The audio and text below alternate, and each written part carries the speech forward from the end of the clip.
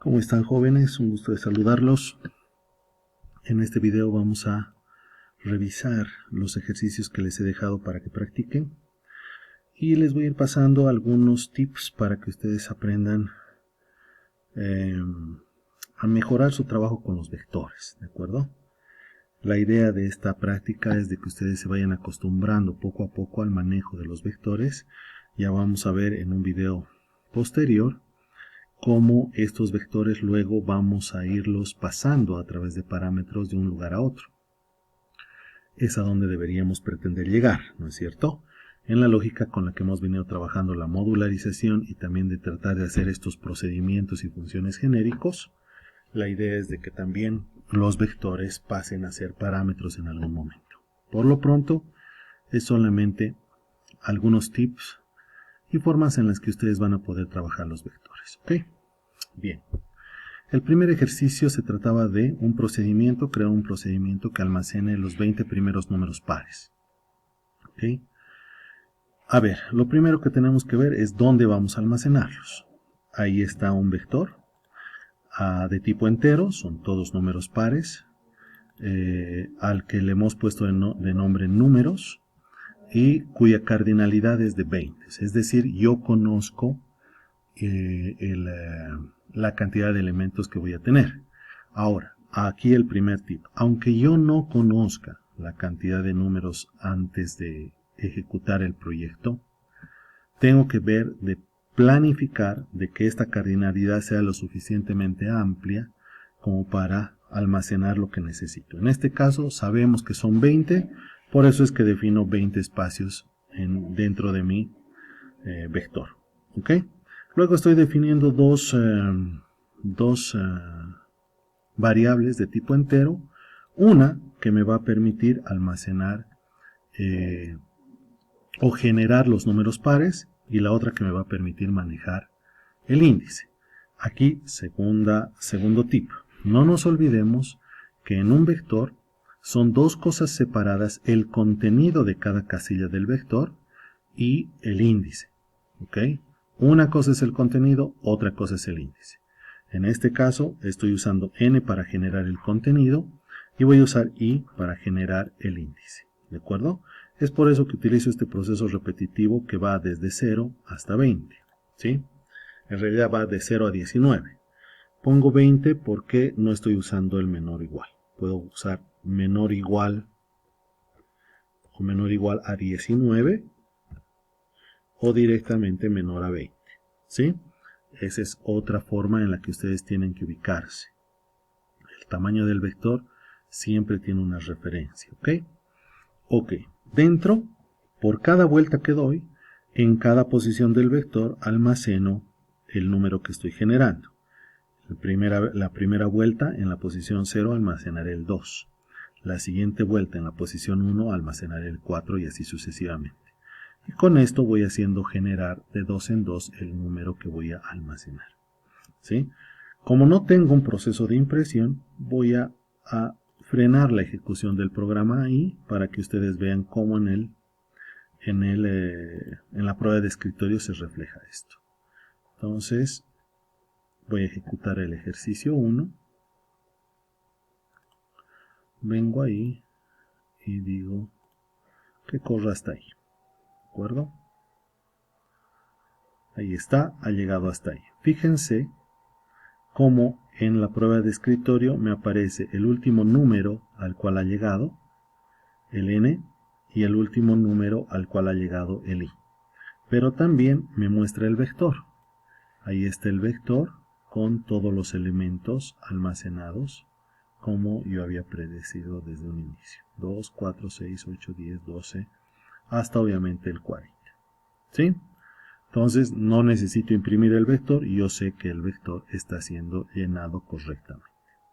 Ese es el primer ejercicio. ¿Sí? El segundo ejercicio.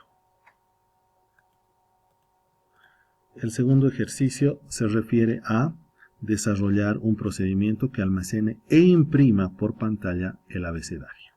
¿Ok? Este es un poco diferente. No solamente nos pide generar el abecedario, almacenarlo en el vector, sino que nos pide imprimir cada elemento del vector que debería ser que debería tener un elemento o una letra del abecedario. En este caso, obviamente cuando estamos hablando de letras, es de tipo char el vector, tiene 26 espacios porque son 26 letras las que se almacenan, o sea, con las que cuenta el abecedario. Con L voy a generar la letra y con I nuevamente voy a manejar las posiciones o los índices del vector. Fíjense cómo en este ejemplo la letra yo la inicializo en A, ¿okay? De esta forma, con comilla simple. Luego hago el mismo procedimiento, el mismo proceso repetitivo para recorrer todos los elementos del vector y en cada lugar apuntado por el índice voy a almacenar una letra.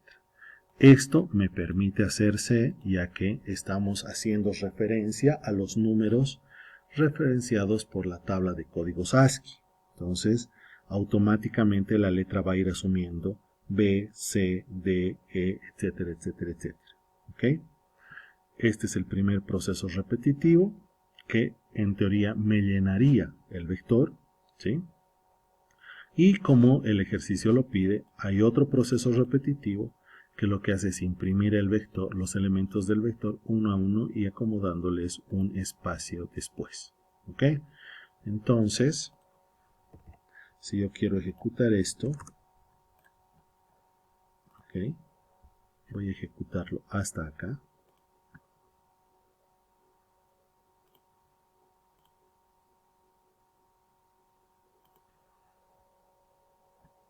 Ahí está. La salida es esta. A, B, C, D, E, F, G hasta la Z. Esa es la salida. ¿De acuerdo? Y aquí en la prueba de escritorio quiero que tomen atención en lo siguiente. En la prueba de escritorio, jóvenes, las letras tienen otro comportamiento. Fíjense, no aparecen como en el anterior caso una especie de lista, ¿no? Aparece todo junto en uno solo. Esa es una prueba de que estamos trabajando con caracteres, ¿sí? Esto va a tener más sentido cuando veamos el concepto de cadenas de caracteres, ¿ya? Pero por lo pronto, fíjense, asumimos que cada letra se está almacenando en una de las posiciones de el vector llamado abecedario, que es de tipo char. ¿De acuerdo? Esta es una forma de representar que tiene CodeBlocks los vectores alfanuméricos de tipo char en particular. Ya después les voy a aclarar por qué. ¿De acuerdo? Entonces, yo voy a suspender el debug y voy a hacer correr normalmente para que ustedes vean cómo funciona. Ahí está. Esa es la corrida, A, B, C, D hasta la Z. ¿Sí? Es el segundo ejercicio. Tercero, dice desarrollar un procedimiento que almacene en un arreglo de cardinalidad 10 a los números del 100 al 10, saltados de 10 en 10. Nótese que nos están pidiendo los números del 100 al 10, o sea, es decir, decreciendo, ¿ok? Saltados de 10 en 10. Fíjense cómo voy a encarar yo este problema, solamente para mostrarles algunas cosas importantes que hay que considerar.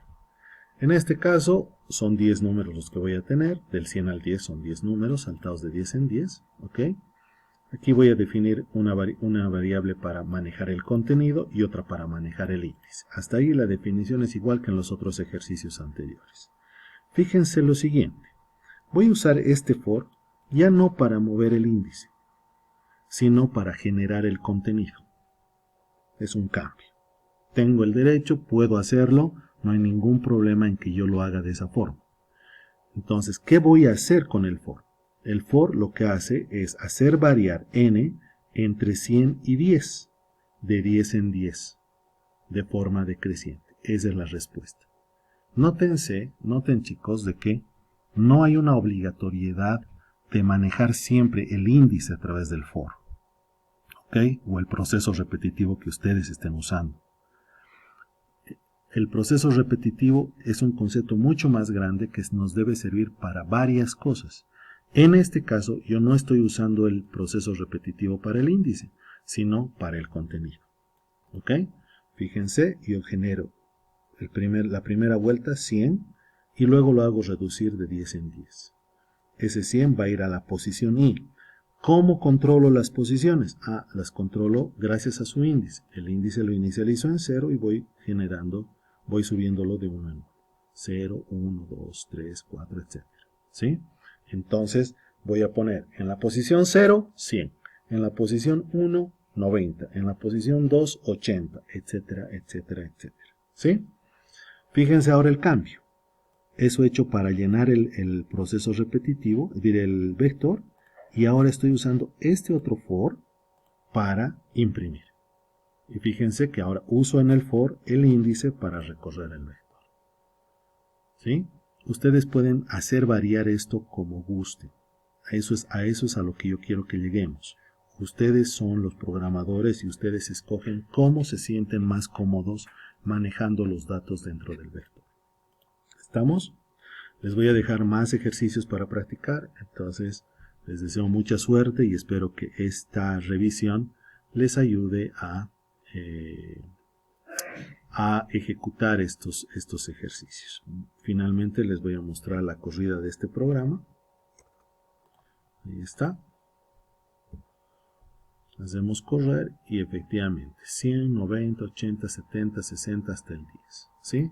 Estamos almacenando en el proceso repetitivo, con este proceso repetitivo, esos valores. Si queremos verlos en la prueba de escritorio, voy a hacer correr hasta ahí.